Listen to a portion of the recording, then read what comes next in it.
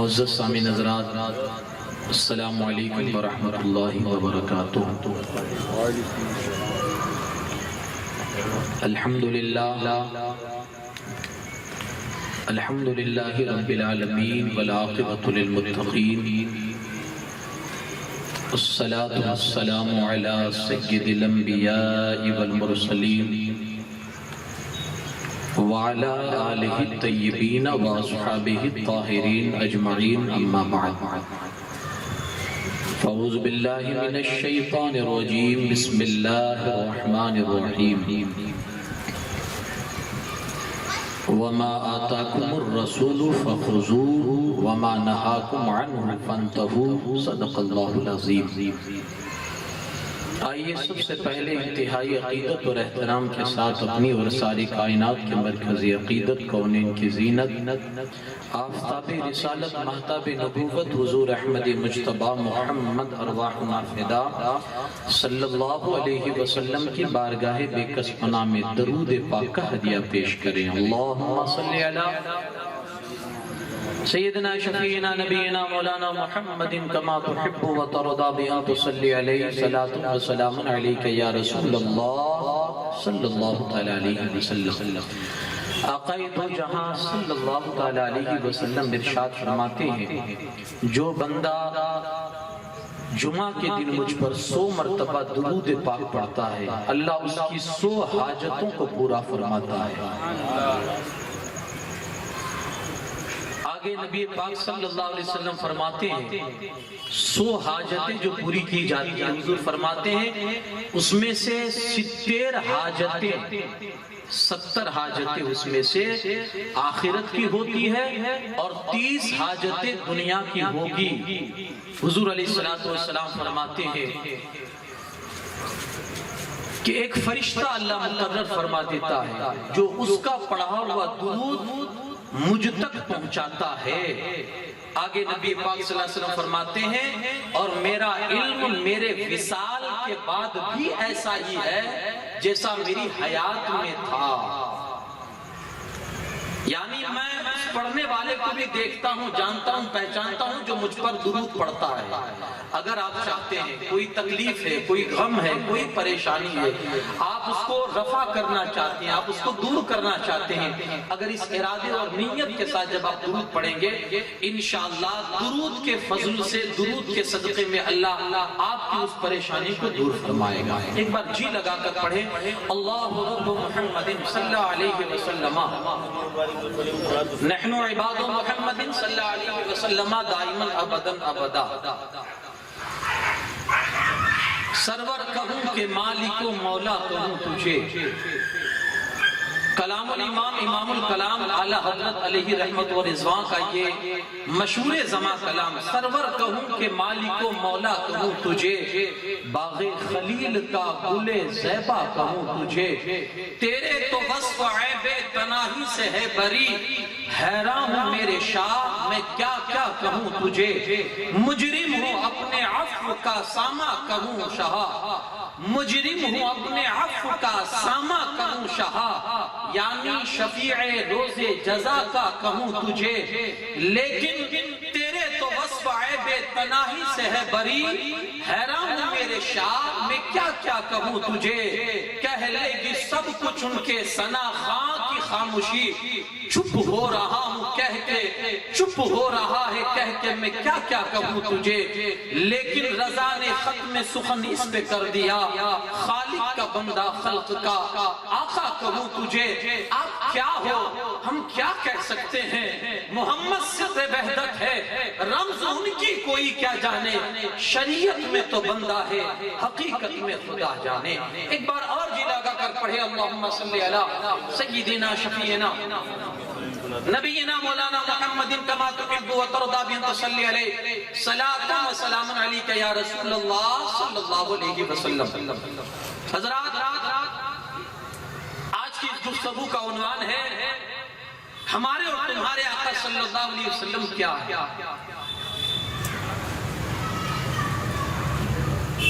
ویسے آج تک ہمارے نبی کی حقیقت کو نہ کوئی جان سکا ہے نہ کوئی جان سکے گا، اور دنیا میں جتنا ہمارے نبی پر لکھا گیا اور لکھا جا رہا ہے اور لکھا جائے گا، جتنا ہمارے نبی پر بولا گیا اور بولا جا رہا ہے اور بولا جائے گا، جتنا ہماری نبی کی شان میں سنا گیا، سنا جا رہا ہے اور سنا جائے گا، قیامت تک نہ ایسا پہلے کبھی لکھا گیا نہ اب قیامت آنے تک کبھی لکھا جائے گا۔ وہ کہنے والے کہہ گئے اگر ساتوں سمندر سیاہی ہو جائے اور زمین کے سارے درخت روشنائی بن جائے، زمین کے سارے درخت قلم بن جائے، آدمی لکھنے بیٹھ جائے، پھر بھی صفات محمد لکھ نہیں سکتا ہے، وہ شان محمدی کما حق وہ بیان نہیں کر سکتا۔ کوئی کیا بیان کر سکتا؟ بیان ہو تو بھی کیسے ہو؟ لکھنے والے لکھ گئے، کہنے والے کہہ گئے، ارے ہم اور آپ کیا کہیں گے؟ حسان ابن ثابت نے تو قلم ہی کو بند کر دیا، یہ کہہ کر وَأَحْسَنُ مِنْكَ لَمْ تَرَ قَطُّ عَيْنِي وَأَجْمَلَ مِنْكَ لَمْ تَلِدِ النِّسَاءُ خُلِقْتَ مُبَرًّا مِنْ كُلِّ عَيْبٍ كَأَنَّكَ خُلِقْتَ كَمَا تَشَاءُ۔ یا رسول اللہ، آپ جیسا حسین کوئی آنکھ کیا دیکھے گی؟ کوئی ہے ہی نہیں۔ آپ جیسا خوبصورت، آپ جیسا حسین، آپ جیسے اخلاق والا کوئی آنکھ کیا دیکھے گی کہ کوئی ہے ہی نہیں۔ ارے کوئی دیکھے گا کیا جب کسی ماں نے پیدا ہی نہیں کیا؟ کوئی دیکھے گا وہ کیا ہے؟ ان کا حسن کیا ہے یار؟ یوسف علیہ السلام کے حسن میں عورتوں نے انگلیاں کاٹ لی، انہیں احساس تک نہیں ہوا، جہاں حال یہ ہے کہ سر کٹاتے ہیں تیرے نام پہ مردان یار۔ وہ کیا حسن تھا؟ انہیں کیا کہا جائے؟ انہیں کیا سمجھا جائے؟ وہ ہے کیا؟ آخر میں سب کچھ کہنے کے بعد یہی کہنا پڑے گا کہ خالق کا بندہ خلق کا آقا تو مجھے اور کیا کہہ سکتا؟ یا رسول اللہ، آپ جیسا حسین کسی ماں نے پیدا ہی نہیں کیا، آپ جیسا خوبصورت کسی ماں نے جنا ہی نہیں۔ غالب تو یہاں تک کہہ گیا، غالب ثنائے خواجہ بیزداں گزاشتیم، غالب کہتا ہے غالب ثنائے خواجہ بیزداں گزاشتیم کہ ذات پاک مرتبہ دان محمد۔ غالب کہتا ہے ہم نے رسول اللہ کی تعریف اللہ پر چھوڑ دی، ہم کیا بولیں گے؟ جانتے ہی نہیں ہیں کہ کیا ہے تو بولیں گے کیا؟ ارے بھائی تعریف ہوتی کب ہے؟ جب پہچان ہوتی ہے، جب جان ہوگی تب آپ کسی کی تعریف کرو گے کہ اس سے پہچان ہے۔ آپ جانتے ہی نہیں ہے کہ ہمارے آقا کیا ہے تو پھر آپ تعریف کیا کریں گے؟ چلو تو پھر اسی پر چھوڑ دو جو سب کچھ جانتا ہے۔ غالب کہہ گئے ہم نے رسول اللہ کی تعریف اللہ پر چھوڑ دی کیونکہ اللہ ہی جانتا ہے وہ کیا ہے، ہم اگر کریں گے تو آگے پیچھے کر دیں گے، تو کیوں نہ اللہ پر چھوڑ دیں؟ مولا تو جانتا ہے تیرا حبیب کیا ہے، اب تو ہی بتا کہ تیرا رسول کیا ہے۔ تو میرے رب نے اپنے رسول کا مرتبہ اگر پہچاننا ہے، کچھ پہچاننا ہے، قرآن کھول کر بیٹھ جاؤ، بسم اللہ کی بے سے والناس کی سین تک پورا قرآن مصطفیٰ کی تعریف میں بھرا پڑا، پورا قرآن۔ جس آیت کو آپ اٹھا کر پڑھو گے شان مصطفیٰ آپ کو جھلکتی نظر آئے گی، جس تاریخ کا جس آیت کا آپ مطالعہ کرو گے اس میں سے آپ کو مدحت مصطفیٰ نظر آئے گی۔ اللہ نے پورا قرآن، آپ دیکھیں تو صحیح یار، کبھی محبوب کا انداز بتایا جاتا ہے، کبھی بات کرنے گفتگو کا انداز بتایا جاتا ہے، کبھی ان کے زلفوں کو بتایا جاتا ہے، کبھی ان کے رات کو بتایا جاتا ہے، کبھی ان کا چلنا بتایا جاتا ہے، کبھی ان کے سینے کی تعریف کی جاتی ہے، کبھی ان کے بولنے کا انداز، ان کے قسم کھانے کا انداز۔ یعنی آپ دیکھیں قرآن میں ہر ادا کو اللہ پاک نے اپنے حبیب کی ڈال دیا ہے تاکہ آنے والی دنیا کو پتا چلے کہ اللہ نے پورا قرآن اپنے حبیب کی شان میں نازل فرمایا، پورا قرآن۔ اب اس سے بڑھ کر ہم کیا کہہ سکتے ہیں؟ لیکن پھر بھی آپ کوئی نہیں سمجھ پایا ہوا کیا ہے۔ آپ نے تو صرف پڑھا ہوگا نا کتابوں میں، جس نے دیکھا ہے نا اور جو ساتھ میں رہا ہے، ایسا ساتھ یار غار مصطفیٰ جو جب مکہ المکرمہ میں رہے ہم سفر رہے، جب مکہ المکرمہ سے ہجرت کر کے مدینہ الرسول تشریف لائے تو ہجرت کا ساتھی بھی جو بنا وہ یار غار مصطفیٰ صدیق اکبر، اور اب بھی جو رسول اللہ کے پہلو میں آرام کر رہا ہے وہ یار غار مصطفیٰ صدیق اکبر، انہیں رسول اللہ کہتے ہیں ابو بکر اتنے وقت سے میرے ساتھ میں ہو لیکن کبھی یہ دعویٰ نہ کرنا کہ مجھے پہچان گئے ہو۔ نہیں ابو بکر سنو، یا ابا بکرین لم یعرفنی حقیقتاً غیر ربی، میں کیا ہوں میرے خدا کے سوا مجھے کوئی نہیں جانتا، میں کیا ہوں۔ اب اس کی جھلک آپ کیسے جانیں گے یار، آپ کیسے جانیں گے؟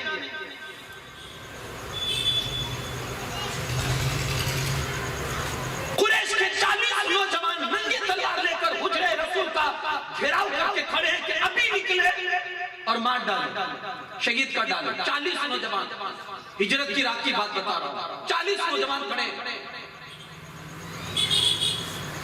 باہر نکلے، پہلے مولا علی کو بلایا، میرے بستر پر آرام سے سو جاؤ اور صبح اٹھنا، امانتیں لوٹانے کے بعد مدینے میں آ کر ملنا۔ یا رسول اللہ آپ باہر نکلیں گے؟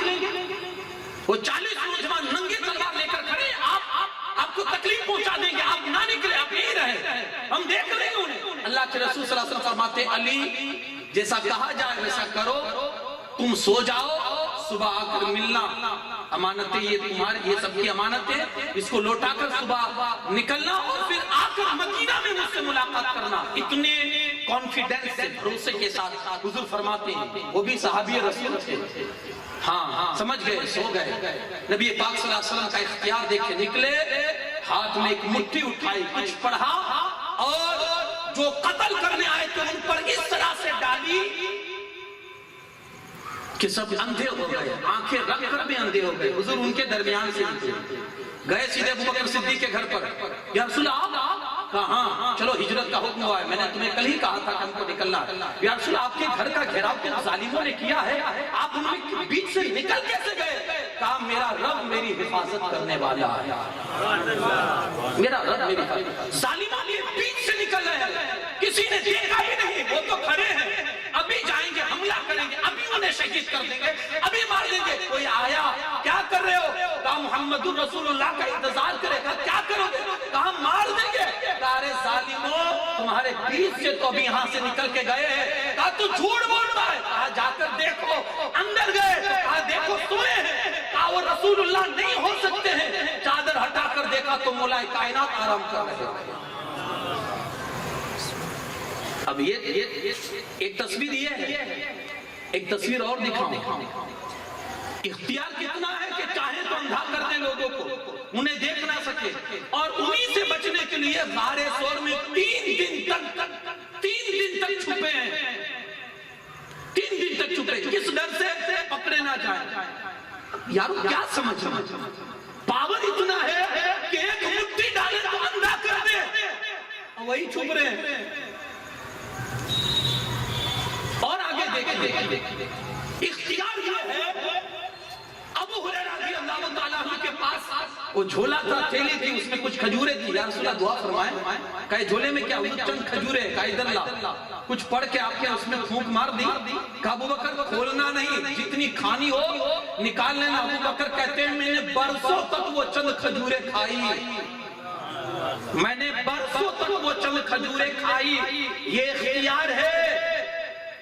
لیکن اب ایک تصویر اور بھی دیکھیں، جنگ خندق کے موقع پر جب خندق کھودی جا رہی تھی، گڈھے کھودے جا رہے تھے، صحابہ کرام کی کمزوری اور تنگ دستی کا اس وقت حال یہ تھا کہ کسی گھر میں ایک وقت کی روٹی بھی نہیں تھی۔ لوگ بھاگ گئے، خندق کھودتے کھودتے شکایت لے کر بارگاہ رسالت میں آئے اور اپنے جھبے کو اٹھا کر، اپنے کرتے کو اٹھا کر انہوں نے اپنے پیٹ پر بندھے ہوئے پتھر کو دکھایا۔ یا رسول اللہ صلی اللہ علیہ وسلم اتنے بھوکے ہیں کہ اب تو پتھر باندھنے کی نوبت آ گئی ہے پیٹ پر، اب برداشت نہیں ہوتا، کچھ کیجئے۔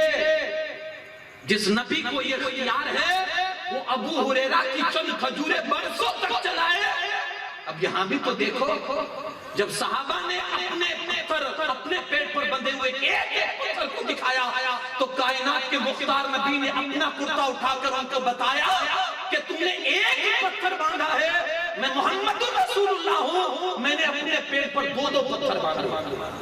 اب کیا سمجھو گے کیا یار، جس کا پاور اتنا ہے کہ ایک دودھ کا پیالہ ہو، اپنا دستے کرم اس میں ڈال دے، تو ابو ہریرہ کہتے ہیں کہ 1500 صحابہ اس دودھ کو پی لے پھر بھی دودھ ختم نہ ہو۔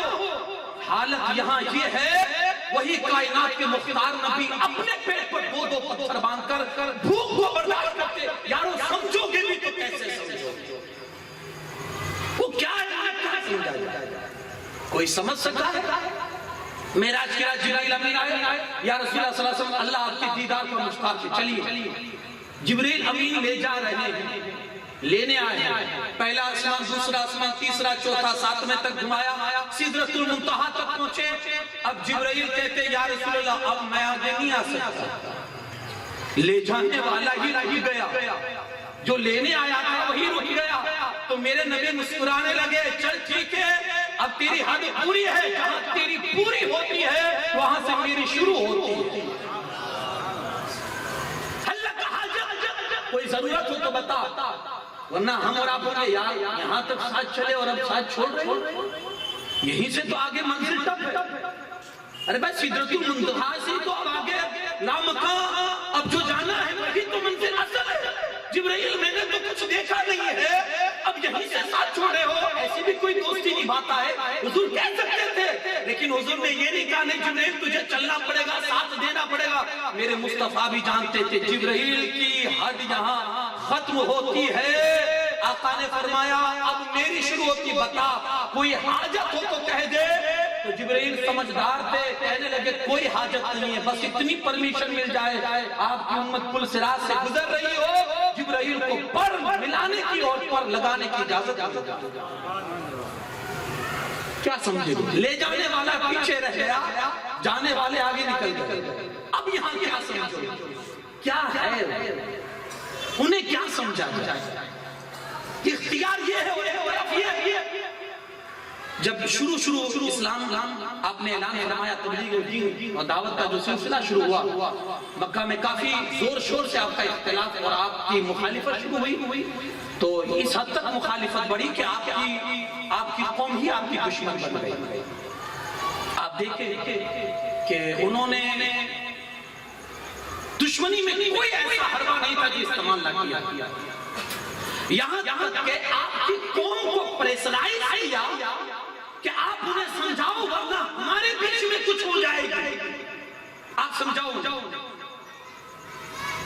تو قوم نے بھی پہلے سمجھایا، لیکن رسول پاک صلی اللہ علیہ وسلم نے یہاں تک سمجھایا کہ حضرت ابو طالب کو انہوں نے بلایا، آپ اپنے بھتیجے کو سمجھا دیجیے انہیں کیا چاہیے۔ دولت چاہیے، ہم اس کے قدموں پر دولت کے انبار لگا دیں۔ اگر وہ چاہتے ہیں کسی خوبصورت لڑکی سے شادی کرنا، وہ جس کی طرف انگلی اٹھا دیں گے ہم اس کے ساتھ اس کا نکاح کرنے کے لیے تیار ہیں۔ اگر وہ یہ چاہتے ہیں کہ ان کو سرداری اور حکومت کی چاہ ہے، شوق ہے، تو چلو ہم وہ بھی دینے کے لیے تیار ہیں، اپنا سردار ماننے کے لیے تیار ہیں۔ حضرت ابو طالب آئے اور انہوں نے رسول پاک صلی اللہ علیہ وسلم بارگاہ میں ان لوگوں کی جو ڈیمانڈیں تھی وہ رکھی۔ اللہ کے رسول صلی اللہ علیہ وسلم نے کہا چچا اگر وہ لوگ میرے ایک ہاتھ پر سورج اور ایک ہاتھ پر چاند لا کر رکھ کر مجھے کہے کہ اپنی آواز کو بند کر لو، جو دین لے کر آئے ہو اسے بند کر دو، اس کو بولنا بند کر دو، اس کی تبلیغ مت کرو، چچا میں سورج اور چاند کو تو ٹھکرا سکتا ہوں مگر اس دین کی دعوت کو نہیں ٹھکرا سکتا۔ ہر طرف سے انہوں نے کوششیں کی کسی طرح سے یہ بند کرے۔ آخر میں انہوں نے حربہ یہ استعمال کیا کہ پوری قوم کے ساتھ بائیکاٹ کیا۔ ایک جگہ جو قریش کے بڑے بڑے سرگنا تھے وہ جمع ہوئے، انہوں نے میٹنگ کی، ان کا بائیکاٹ کیا جائے، نہ کوئی لڑکی ان کو دی جائے، نہ کوئی تجارت ان کے ساتھ کی جائے، نہ کوئی کاروبار ان کے ساتھ کیا جائے، نہ کوئی ان کے ساتھ لین دین کی جائے، کوئی ان سے بات چیت نہیں کرے گا، سلام جب آپ کا بھی ان کے ساتھ کوئی تعلق نہیں ہے، نہ وہ ہمارے کسی فنکشن میں شرکت کر سکتے، نہ ہم ان کے یہاں پہ جائیں گے۔ اس طرح سے ایک پلاننگ کے تحت ایک عہد نامہ انہوں نے تیار کیا اور اس کو لکھ کر کعبے کے اندر چپکا دیا۔ اب کعبے کے اندر چپکانے کا مطلب کیا جانتے ہیں کہ بہت اہم ہے، اس پر پوری جماعت کو عمل کرنا ہی پڑے گا فرض کے درجے میں۔ اب کیا ہوا؟ حضرت ابو طالب اور جو قوم کے رسول پاک صلی اللہ علیہ وسلم کے جو قوم کے بنو ہاشم اور بنو عبد المطلب، یہ اپنے پریوار کو اپنے خاندان کو لے کر شیب ابی طالب میں چلے گئے۔ وہ پہاڑ کی ایک گھاٹی تھی، اسی میں وہ جا کر پناہ لینے لگے۔ سوائے ابو جہل کے سب حضور کے ساتھ گئے، کلمہ پڑھا تھا وہ بھی گئے، کلمہ نہیں پڑھا تھا وہ بھی گئے۔ کتنے سال؟ ایک دو دن نہیں، 2.5-3 سال تک اس گھاٹی میں رہے۔ اور کیسی پوزیشن میں رہے آپ پڑھیے، آنکھوں میں آنسو آ جائیں۔ کھانے کی ذرا سے تنگی ان کے پاس آئی کہ وہ پہاڑوں پر گھوم گھوم کر درخت اور پتے کھاتے تھے، درختوں کے گھاس کھاتے تھے، یہاں تک کہ کسی کو چمڑا مل جاتا تھا تو وہ چمڑے کو دھو کر ابال کر اس کو کھا لیا کرتا تھا۔ اس حد تک نوبت آ گئی، 2.5-3 سال تک اس میں اسی طرح سے محسوس رہے، نہ کوئی تجارت کر رہا ہے۔ مارکیٹ میں مال آتا، یہ لوگ خریدنے کے لیے جاتے تو عرب والے پہلے ہی سے زیادہ دام دے کر، دگنا دام دے کر اس کو خرید لیتے تھے تاکہ وہ لوگ نہ خرید سکیں۔ پھر کچھ لوگوں نے اس چیز کا کنڈم کیا کہ بھائی یہ ہمارے ہی خاندان کے ہیں، اگرچہ دوسری شاخ سے لیکن ہے تو ہمارے لوگ۔ اب اس طرح سے ان کو یار بلکتا ہوا دیکھنا، ان کو تنگ دستی میں دیکھنا، ان کے بچوں کو روتا ہوا دیکھنا، یہ کتنے دن تک چلے گا؟ ہمیں یہ منظور نہیں ہے۔ ہم جائیں گے اور کعبے میں جو پرچہ چپکایا گیا ہے اس کو پھاڑ دیں گے۔ اس کے لیے 3-4 آدمی تیار گئے خانے کعبہ کے یہاں۔ ابو جہل بیٹھا ہوا تھا، انہوں نے کہا کہ بھائی ہمیں یہ منظور نہیں ہے اور اس پرچے کو پھاڑ دیا جائے، یہ جو بھی عہد ہوا ہے یہ سب ختم کر دیا جائے۔ ابو جہل نے پہلے تو انکار کیا، لیکن دوسرا آدمی اور کھڑا ہو گیا پلاننگ کے تحت۔ اس نے کہا میں بھی اسی بات کا رد کرتا ہوں، یہ مناسب نہیں ہے کہ اپنی قوم کے لوگوں کو اس طرح سے مارا جائے۔ تیسرا کھڑا ہوا، چوتھا کھڑا ہوا، 5واں کھڑا ہوا، کام پھاڑ دیں گے۔ ابو جہل خاموش ہو گیا۔ حضرت ابو طالب اسی مجمع میں بیٹھے ہوئے تھے، وہ دیکھنے کے لیے آئے۔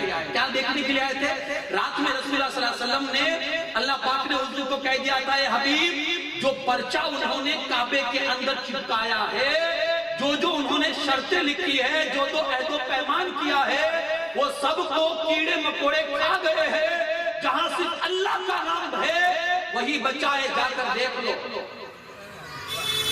حضرت ابو طالب وہی دیکھنے کے لیے آئے۔ جب ان لوگوں کی بحث بڑی، ابو طالب آئے آگے اور آ کر کہتے ہیں لوگوں سنو، میرے بھتیجے نے رات میں یہ ساری حقیقت دیکھی ہے، اگر وہ سچے ہیں، ابھی نہ تم نے دیکھا ہے نہ میں نے دیکھا ہے، اگر وہ سچے ہیں تو پھر تمہیں ان کو آزادی دینی پڑے گی، اور اگر وہ سچے نہیں ہیں تو تم پھر جس طرح سے کہو گے ہم ماننے کے لیے تیار ہے۔ جیسے کعبے کا دروازہ کھول کر دیکھا گیا، یقیناً ہو ایسا ہی تھا، جہاں جہاں اللہ کا نام لکھا تھا وہ سلامت تھا، باقی سب کچھ کیڑے مکوڑے کھا گئے۔ اتنی دقت، کہنے کا مطلب یہ ہے جو نبی اتنا پاور رکھتے ہو، اتنا اختیار رکھتے ہو، ان کا حال یہ ہے کہ وہ ایسی زندگی گزارتے ہیں کہ 2.5 سال تک شیب ابی طالب میں رہ کر تنگ دست والی زندگی گزاری ہے۔ یارو چاہتے تو کیا اپنے ہاتھ میں تھوک مار کر آٹے کو سونا نہیں بنا سکتے تھے، مٹی کو سونا نہیں کر سکتے تھے۔ حضور فرماتے ہیں، حضرت عائشہ کہتی ہے رسول اللہ نے کہا اے عائشہ، اللہ پاک فرماتا ہے حبیب تو چاہے تو سونے چاندی کے پہاڑ تیرے پیچھے چلے۔ رسول اللہ نے کہا اے خدا میں یہ نہیں چاہتا، میں تو یہ چاہتا ہوں ایک وقت کھلا تاکہ شکر کروں، اور ایک وقت بھوکا رہا تاکہ میں صبر کر لوں۔ یہ کیا سمجھیں گے یارو؟ کسی نے نہیں سمجھا۔ اسی لیے تو حضرت عائشہ صدیقہ کہتی ہے کبھی کبھی گھر میں آتے تھے تو میں کبھی آؤں گھر میں، حضور علیہ السلام ہوتے، میں دروازہ کھٹکھٹاتی، کہا کون؟ عائشہ۔ کہا کون عائشہ؟ یا رسول اللہ صلی اللہ علیہ وسلم ابو بکر کی بیٹی عائشہ۔ کون ابو بکر؟ یا رسول اللہ صلی اللہ علیہ وسلم آپ کے چہیتے یار غار، آپ کے صحابی۔ یعنی حضور پر یہ کیفیت بھی آتی تھی کہ وہ دنیا اور مافیا سے بے خبر، اپنی بیوی تک کو نہیں جانتے تھے۔ یارو کرم جانتا ہے۔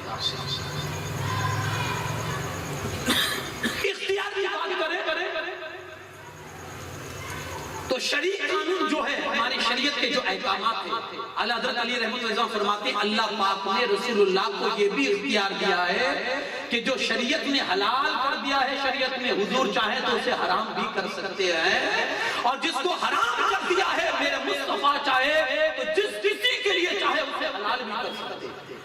یہ ان کی طاقت ہے، ان کے اختیار میں۔ آج لوگ کہتے ہیں اس پر اختیار کی بات کرتے ہیں، اختیار کسے کہتے ہیں؟ مرضی، یعنی حضور کی مرضی چلتی ہے، جو چاہیں گے وہ کر سکیں گے۔ آپ دیکھیں میں چند مثالیں آپ کو دوں، ہماری شریعت میں نماز کتنی ہے ہمارے اوپر فرض؟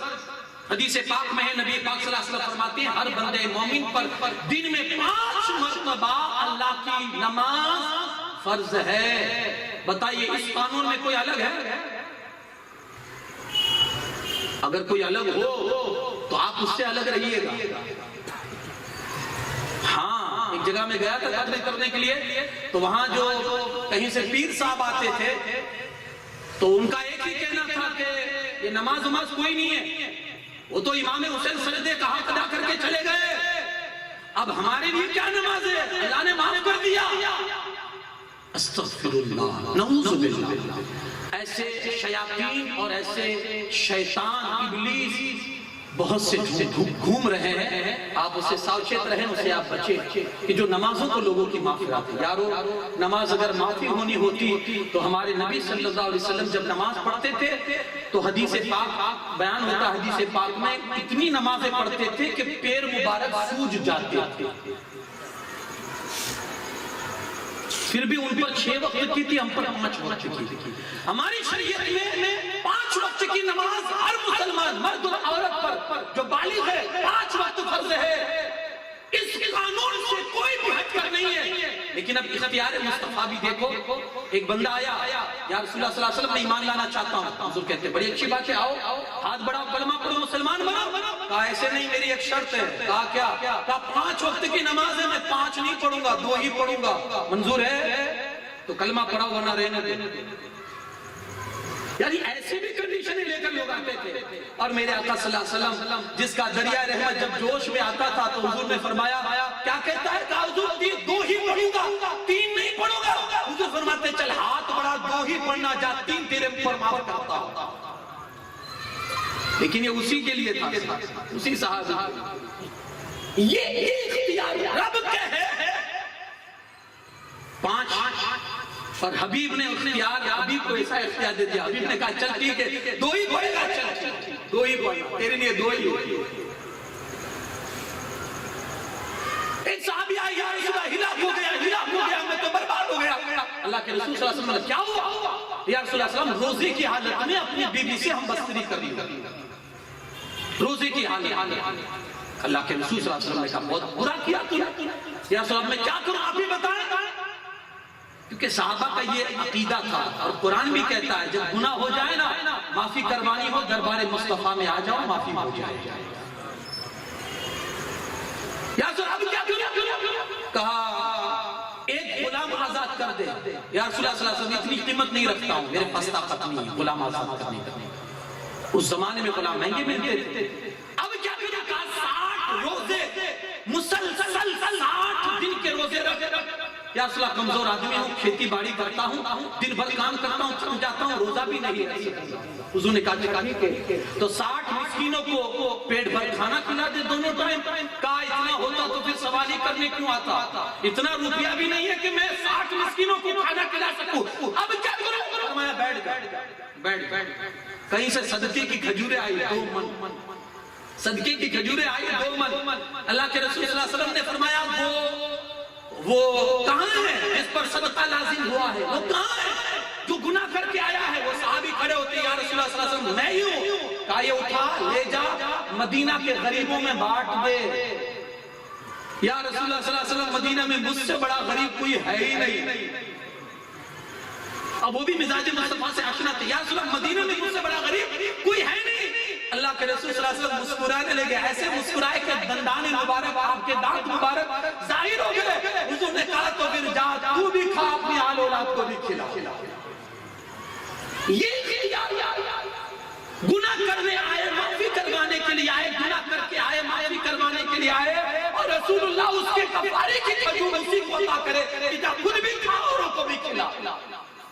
اسے آپ کیا کہیں گے؟ یہ اختیار نہیں تو کیا ہے؟ یارو خدا کا جو قانون ہے وہ قانون یاد رکھنا مصطفیٰ کے توسط سے ہے. مصطفیٰ چاہیں تو رب ویسے ہی کر دیتا ہے جیسا مصطفیٰ چاہتے ہیں. جب خانہ کعبہ ہمارا قبلہ نہیں تھا، پہلے مسجد اقصی ہمارا قبلہ تھا، لیکن حضور علیہ السلام کی چاہت تھی کہ خانہ کعبہ قبلہ ہو جائے. حضور کہتے نہیں تھے زبان سے، بس سر اٹھاتے تھے اور نیچے کر لیتے تھے، سر اٹھاتے تھے نیچے کر لیتے تھے. ایک دن غیب سے آواز آئی، حبیب یہ بار بار جو تو اٹھا رہا ہے چہرہ کیا چاہتا ہے؟ قبلہ بدلنا چاہتا ہے، نماز ہو رہی ہے، غالباً عصر کی نماز تھی. رب نے کہا حبیب میری ادا بعد میں کرنا، پہلے جو تیری مرضی ہے کہ قبلہ بدل جائے چالو نماز میں اپنے رخ کو کعبے کی طرف کر. میری عبادت ہوئے نہ ہو، چالو نماز میں بتاتے ہیں کہ 2 رکعت ہوئی تھی، 2 باقی تھی، اللہ کا حکم آیا. شروع نماز میں اللہ کا حکم آیا، محبوب بدل لو. رسول اللہ نے عین حالت نماز میں قبلہ بدلا. 2 رکعت خانہ کعبہ کی طرف اور 2 رکعت مسجد اقصی کی طرف. یہ اختیار نبی پاک صلی اللہ علیہ وسلم کا جب ہم یہ اختیار دیتے ہیں. اور آگے آپ دیکھیں جہاں شریعت کے قانون کے حوالے سے ہمارے یہاں سب مسئلہ جانتے ہیں کہ قربانی کے دنوں میں جو ہم قربانی کرتے ہیں بکرے کی عمر 1 سال کمپلیٹ ہونی چاہیے. ایک دن بھی کم ہوگا تو بکرا قربانی میں نہیں چلے. ایک صحابی آئے یا رسول اللہ صلی اللہ علیہ وسلم عید کی نماز سے پہلے میں نے قربانی کر ڈالی، میری قربانی ہوئی یا نہیں؟ حضور نے فرمایا نہیں ہوئی. اب میں کیا کروں؟ حضور نے کہا دوسری قربانی کر، میرے پاس پیسے نہیں ہیں. حضور نے کہا تو اب کیا کرے گا؟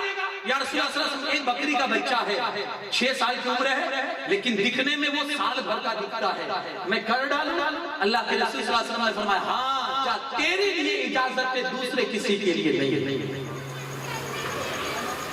شوہر جب مر جاتا ہے تو عورت پر عدت ہے کہ وہ سوگ کرے، عدت میں رہے 4 مہینہ 10 دن. قرآن بھی کہتا ہے، آپ حدیث پاک پڑھیں گے تو اس میں بھی آپ کو نظر آئے گا 4 مہینے 10 دن تک وہ اپنے شوہر کا سوگ کرے، عدت میں رہے، نہ وہ زینت کرے گی، نہ سنورے گی، نہ بنے گی. 4 مہینے 10 دن تک. حضرت جعفر ابن طیار کا جب انتقال ہوا، شہید ہوا، تو اسماء بنت امیس رضی اللہ تعالیٰ عنہ سے نبی پاک صلی اللہ علیہ وسلم فرماتے ہیں دیکھو اختیار. حضور فرماتے ہیں اسماء تو اگر چاہے تو 3 دن کے بعد بن سنور سکتی ہے، تیرے لیے اجازت. یعنی ایک دن کئی قوانین ایسے تھے جس میں آقا صلی اللہ علیہ وسلم کا اختیار یہ ہے کہ حضور نے جو چاہا وہ رب نے کر دیا. حضور نے جو چاہا وہ رب نے کر دیا.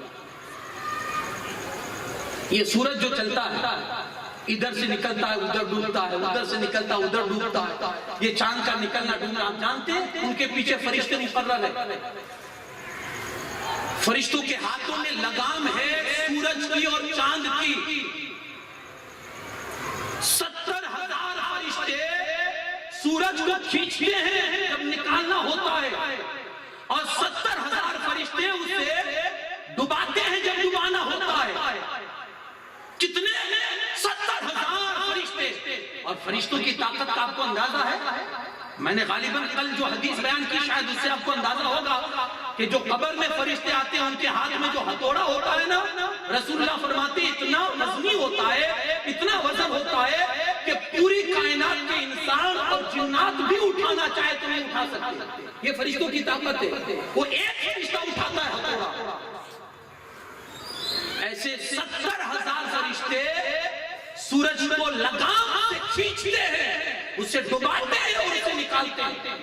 میرے مصطفیٰ کی طاقت اور اختیار دیکھے. جب مولا علی کرم اللہ تعالیٰ وجہ کریم کی نماز قضا ہوئی عصر کی، رونے لگے یا رسول اللہ عصر قضا ہو گئی، تو اللہ کے رسول صلی اللہ علیہ وسلم فرماتے علی اس میں روتے کیا ہو؟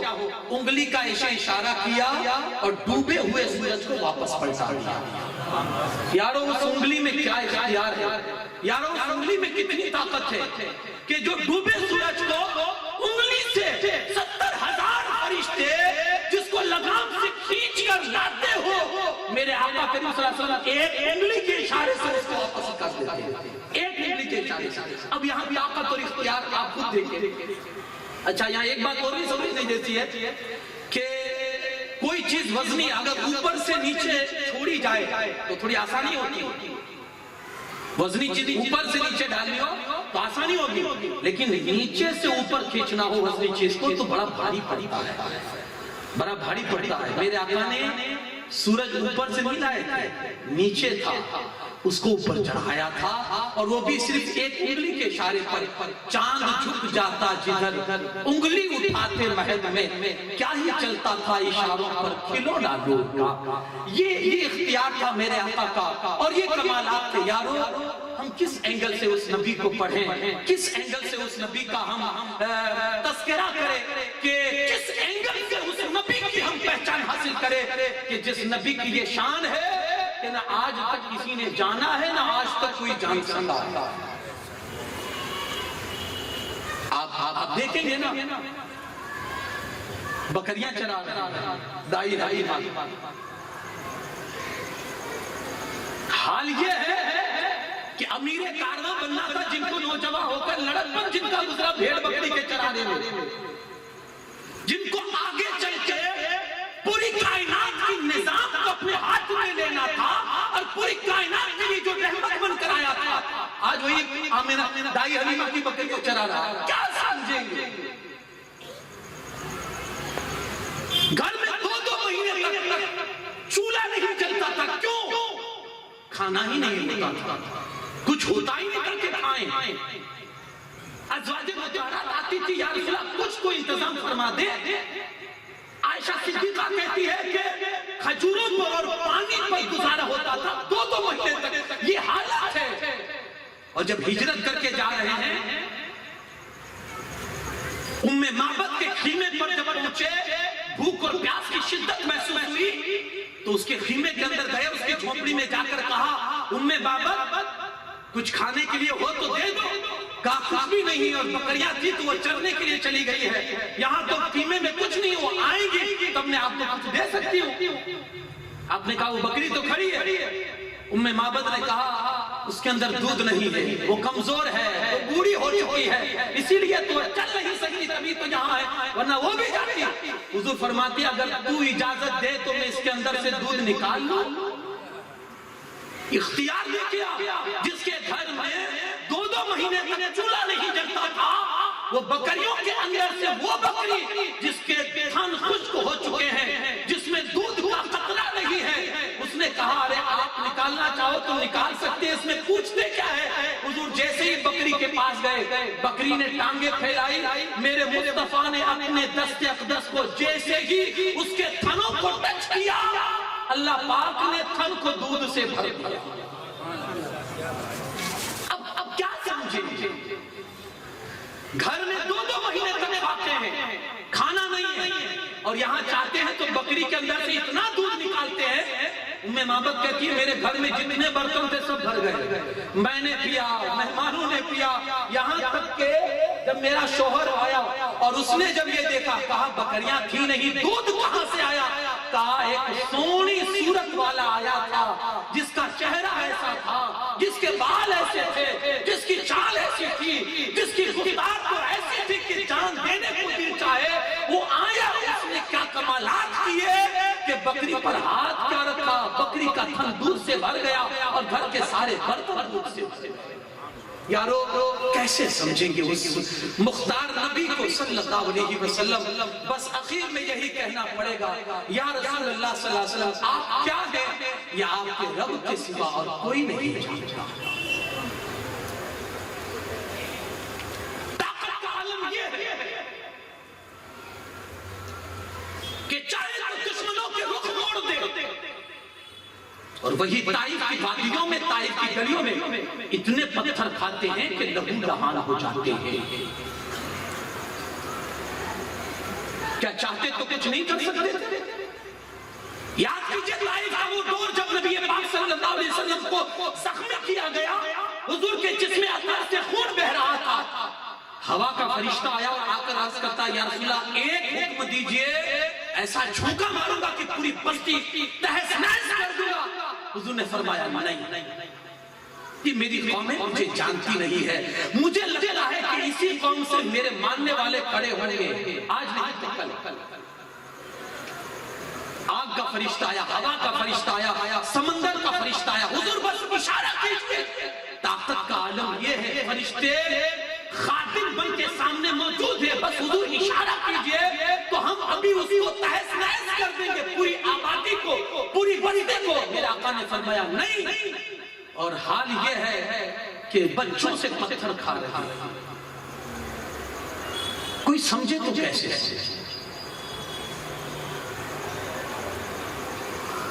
خانے کعبہ جب فتح ہوا، اس سے پہلے ظالموں نے جو ظلم کرنا تھا کر لیا۔ بات یہاں تک آ گئی کہ گالیاں دی، جادوگر کہا، راہ میں کانٹے بچھائے، گندگیاں ڈالی گئی ان کے گھروں پر، نماز کی حالت میں ان کے پشت انور پر اوجھڑیاں رکھی گئی، یعنی کوئی ظلم نہیں تھا جو آپ کے ساتھ نہیں، یہاں تک کہ آپ کی شہزادی کو اونٹ سے گرا کر ان کے حمل کو ضائع کیا گیا۔ حضور علیہ السلام نے یہ بھی برداشت کیا، لیکن جب طاقت کے مالک ہوئے، خانہ کعبہ فتح ہوا، فتح مکہ کے دن جب سارے لوگ مجرم بن کے سامنے کھڑے ہوئے تو یہ نبی صلی اللہ علیہ وسلم نے اپنا پاور جو دکھایا، کہا لوگوں گھبراؤ نہیں، میں کریم ہوں، کریم اور کریم کا بندہ ہوں، آج میں سب کے لیے عام معافی کا اعلان کرتا ہوں۔ کوئی سمجھے تو کیسے؟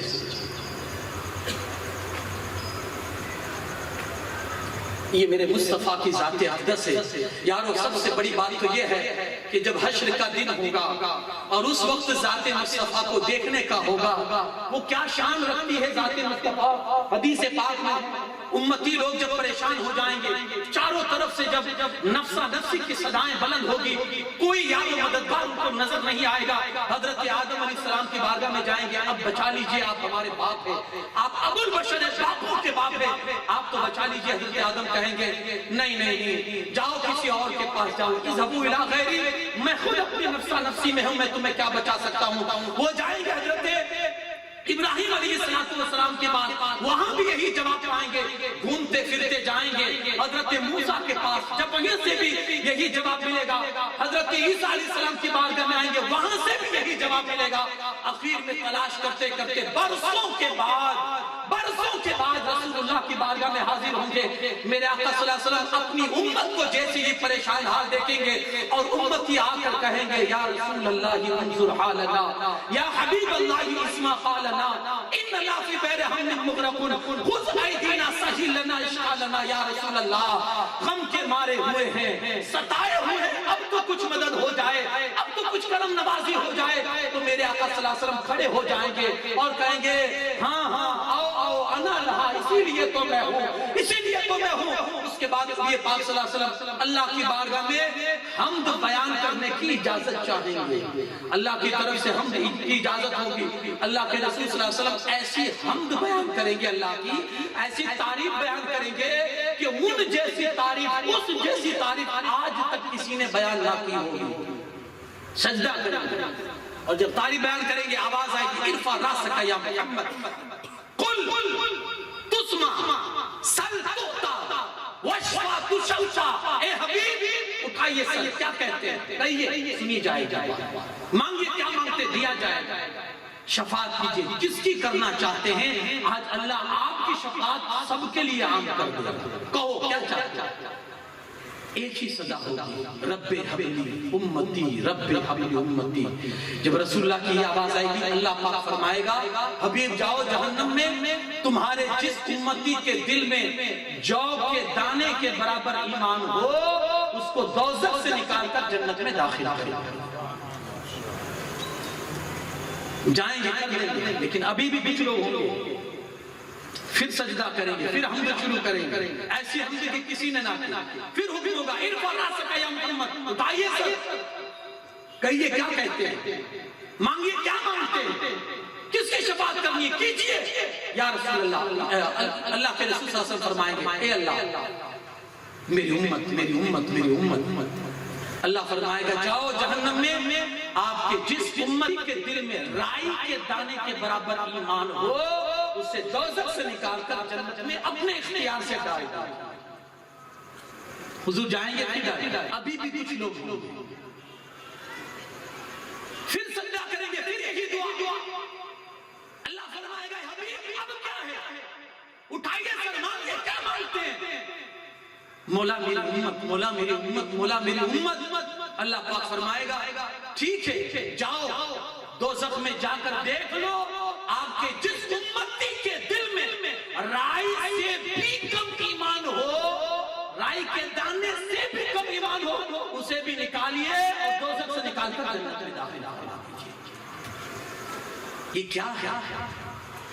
وہ چاہے تو پل بھر میں سب معاف کر دے، وہ نہیں جانتا کہ کون دوزخی کون جنتی ہے۔ پھر یہ محشر سجانے کا مطلب کیا ہے؟ یارو یہ بتانا مقصد ہے کہ یہاں کس کی چلے گی اور سب کچھ ہوگا وہ مصطفیٰ کے کہنے پر ہوگا۔ فقط اتنا سبب ہے انعقاد بزم محشر کا کہ ان کی شان محبوبی دکھائی جانے والی ہے، وہ ذات ہے، ذات مصطفیٰ صلی اللہ علیہ وسلم۔ یارو یہ اختیار اور یہ جو شفاعت کبریٰ کا جو اللہ پاک نے اعزاز اپنے حبیب کو عطا فرمایا ہے، یہ کسی کو نہیں عطا ہوا۔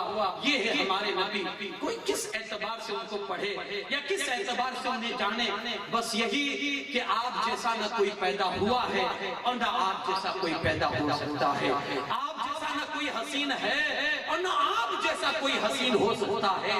یارو یوسف علیہ السلام کا حسن تو یہ تھا کہ جب مصر میں قحط پڑا اور لوگ کھانے دانے دانے کے محتاج ہو گئے تو جانتے ہو کیا کرتے تھے؟ وہ آتے تھے اور حضرت یوسف علیہ السلام کا چہرہ دیکھ لیتے تھے، 24 گھنٹے تک ان کو بھوک اور پیاس نہیں لگتی تھی۔ حسن یوسف میں یہ کمال تھا، اللہ پاک نے یہ کمال، 24 گھنٹے تک ان کو بھوک پیاس نہیں لگتی۔ جب حسن یوسف کے اندر یہ اللہ نے کمال رکھا ہے تو جس کے صدقے میں اس یوسف کو حسن ملا ہے وہ ذات ہے، ذات مصطفیٰ، تو پھر ان کے اندر کیا حال ہوگا؟ یارو یقین مانیے صحابہ کا بھی یہی کردار تھا، صحابہ کی بھی یہ عادت کریمہ تھی۔ وہ کہتے جب زیادہ بھوک ستاتی تھی نا رسول اللہ کے چہرے کا دیدار کر لیتے تھے، ساری بھوک اور پیاس مٹ جایا کرتی تھی۔ انہیں کوئی کیا کہے، انہیں کوئی کیا سمجھے، وہ ذات ہی وہ ہے کہ اللہ ہی جانتا ہے وہ کیا ہے۔ قرآن پاک میں اللہ پاک نے اپنے حبیب کے مقام و مرتبے کو سمجھا دیا، اب وہ کیا ہے وہ حشر ہی میں ہمیں پتا چلے گا، ان کی شان کیا ہے، ان کا مرتبہ کیا ہے۔ جو مرتبے، جو اعجازات، جو معجزات اللہ نے سارے نبیوں کو عطا فرمائے وہ کل کے کل اللہ نے اپنے حبیب کی ذات میں جمع فرما دیے ہیں۔ یہ ہمیں اعزاز ہے، یہ ہم فخر کر سکتے ہیں کہ اللہ پاک نے ہمیں اپنے حبیب کا امتی بنایا۔ کئی انبیاء جس کی دعائیں کرے، میں اکثر اپنی گفتگو میں کہتا ہوں کبھی فرصت ملے کبھی موقع ملے نا تو ایک اللہ کا سجدہ اس لیے کرنا، کس لیے؟ سجدہ شکر ایک اس لیے کرنا، اے اللہ تیرا شکر ہے کہ تو نے انسان پیدا فرمایا، 18,000 مخلوقات ہیں، اس کی مرضی پر آدھار تھا، وہ جو چاہتا وہ پیدا کرتا، بندر، سنور، جانور، جو چاہتا وہ پیدا کرتا۔ اس نے چاہا ہمیں انسان پیدا کرے تو اللہ نے ہمیں انسان پیدا کیا۔ اگر انسان ہی کوئی سمجھ جائے تو وہ کبھی سجدہ نہ چھوڑے کہ انسان ہے کیا۔ ہم آج تک انسانیت کو سمجھے ہی نہیں ہے کہ انسان ہے کیا، اگر جب انسان صحیح مانی ہم سمجھے نہیں کہ انسان کیا ہو۔ دوسرا سجدہ اس لیے کرنا کہ اللہ نے آپ کو انسان تو پیدا کیا، ساتھ ہی ساتھ آپ کو مسلمان پیدا کیا ہے، اس لیے بھی ایک سجدہ کرتا۔ وہ جو چاہتا وہ آپ کو دھرم میں ڈال دیا۔ ہم نے کوئی اپلیکیشن نہیں ڈالی تھی کہ اے خدا مجھے پیدا کرنا تو مسلمان ہی کے گھر میں، نہیں، یہ ہماری کوئی چوائس نہیں تھی۔ اس نے اپنے فضل و کرم سے ہم کو اسلامک ماحول میں پیدا فرمایا، اسلامک گھر میں پیدا فرمایا، یہ اس کا شکر ہے، ہماری اس میں کوئی بڑی نہیں، یہ اس کا فضل ہے، اس کا شکر ہے۔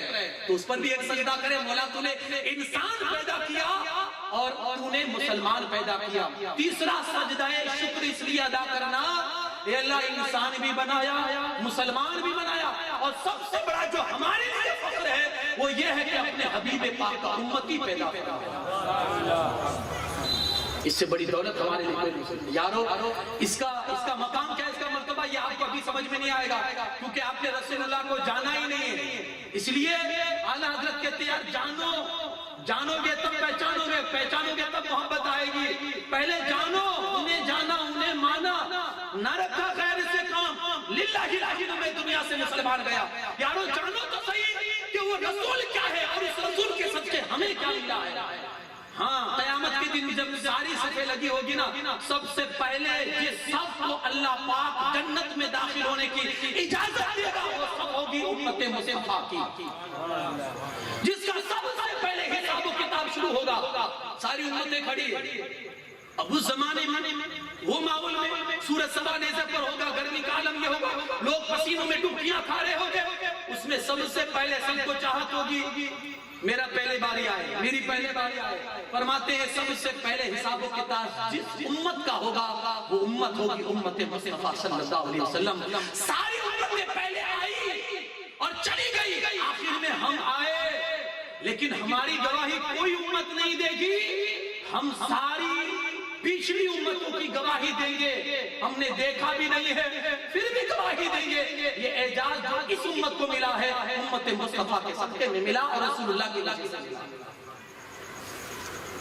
ہم نہیں سمجھ سکتے رسول کی حقیقت کو کیا ہے، بس یہی ان سے محبت کرو۔ اللہ کے رسول صلی اللہ علیہ وسلم فرماتے ہیں لوگو اللہ سے محبت کرو، وہ تمہارا رب ہے، تم کو کھلاتا ہے پلاتا ہے۔ مجھ سے محبت کرو، میں اس کا حبیب ہوں، اس کا پیارا ہوں، اور میری آل سے محبت کرو کہ وہ میرے اپنے ہیں۔ تین چیزوں کی محبت اپنی اولاد کو سکھاؤ، پلاؤ۔ حضور فرماتے ہیں ایک میری محبت، ایک میری آل کی محبت اور ایک قرآن پاک کی محبت۔ کہا یہ تین چیزیں سکھاؤ نہیں پلاؤ تو ہمارا وہی ہمارا ایمان، وہی سب کچھ ہے۔ وہ جانے ایمان ہے یار، وہ نہیں دل میں تو کچھ بھی نہیں۔ اب اگر ان کی ذات ہمارے لیے اگر کچھ بھی نہیں ہے تو پھر آپ اپنے ایمان کی خیر لیجئے، آپ کا ایمان صحیح نہیں ہے یارو۔ اگر ان سے جڑ گئے اور ان کی محبت نصیب ہو گئی، اللہ کے رسول صلی اللہ علیہ وسلم کی بارگاہ میں ایک صحابی آ کر عرض کرتے یا رسول اللہ صلی اللہ علیہ وسلم یہاں آپ کو ایک دن نہیں دیکھتے تو بے چین و بے قرار ہو جاتے ہیں، کل قیامت کے دن کیا ہوگا جب آپ جنت میں بہت اونچے مقام پر ہوگے اور ہم تو نیچے ہوں گے غلاموں میں، تو ہم نہیں دیکھیں گے ہماری حالت کیا ہوگی۔ اللہ کے رسول صلی اللہ علیہ وسلم فرماتے گھبراؤ نہیں، جو جس سے محبت کرتا ہوگا جنت میں اسی کے ساتھ رہے گا۔ اب یہ سچی محبت کی بات ہے کہ سچی محبت کے کچھ تقاضے ہیں، یہاں گفتگو کا عنوان نہیں ہے، کسی موقع پر بات رہی ہے تو بتاؤں کہ سچی محبت کا تقاضا کیا ہے۔ آپ کسی سے محبت کریں تو آپ کے چال ڈھال کردار انداز گفتار سے بھی وہ محبت کی جھلک نظر آنی چاہیے کہ ہاں یار یہ عاشق مصطفیٰ ہے، ہاں یہ بھی دکھنا چاہیے۔ اگر وہ نہیں دکھتا ہے تو پھر ہماری محبت سچی نہیں ہے۔ ہم کیا رسول اللہ سے محبت کریں گے جب حضور علیہ السلام کی ایک سنت پر عمل کرنا ہمارے لیے بھاری؟ ہم کیا محبت کریں یارو؟ محبت کر گئے وہ صحابہ کرام، انشاءاللہ ان کی گفتگو آئے گی جب آپ کو میں بتاؤں گا کہ کیسی محبت کی ہے رسول اللہ کے لیے، انہوں نے اپنی خواہشات کو مار دیا۔ ایسی محبت تو زمانہ کوئی مثال دے ہی نہیں سکتا ہے۔ بس اللہ حضور سے سچی محبت نصیب فرمائے۔ رسول اللہ کو پڑھیے یارو، جتنا پڑھو گے نا یہ ایسا ہے نا کہ امام شافعی فرماتے ہیں میرے آقا کا نام اور حضور کا جو اسم پاک اور حضور کا جو ذکر ہے نا وہ کستوری ہے، کستوری۔ اور کستوری کی عادت کیا ہوتی ہے؟ آپ جتنا گھسو گے نا اتنی خوشبو بڑھے گی۔ تو یہ رسول اللہ کا ذکر ایسا ہے نا کہ آپ جتنا کرو گے نا اتنی محبت اور بھی بڑھ جائے گی اور آپ کے دل کی روشنی اور بھی تیز ہوتے چلے جائے گا۔ یارو ہاں یہ محبت یہ ذکر ہی ایسا ہے کہ یارو جب مجنوں کو اس کی لیلا کا نام بار بار لکھنے سے اس کو سکون ملتا ہے تو یار یہ تو ہمارے لیے سب کچھ ہے۔ جب ان کا نام زبان پر بار بار آئے گا تو دل کو ٹھنڈک اور سکون کیسے نہیں ملے گی۔ یاد کرو اپنے رسول کو، یاد کرو اپنے رسول کو، اپنے حبیب کو۔ جتنا آپ یاد کرو گے یاد رکھنا قیامت کے دن آپ اتنے ہی ان کے نزدیک اور قریب ہوں گے۔ جتنا وقت ملے حضور پر درود پاک پڑھیے، حضور کا ذکر کیجئے، اس سے بہتر ہمارے لیے اور کوئی مشغلہ نہیں ہے۔ اللہ پاک کہنے سننے سے زیادہ عمل کی توفیق عطا فرمائے۔ اللہ پاک آج کے ہماری حاضری کو قبول و مقبول فرمائے۔ وما علینا الا البلاغ المبین۔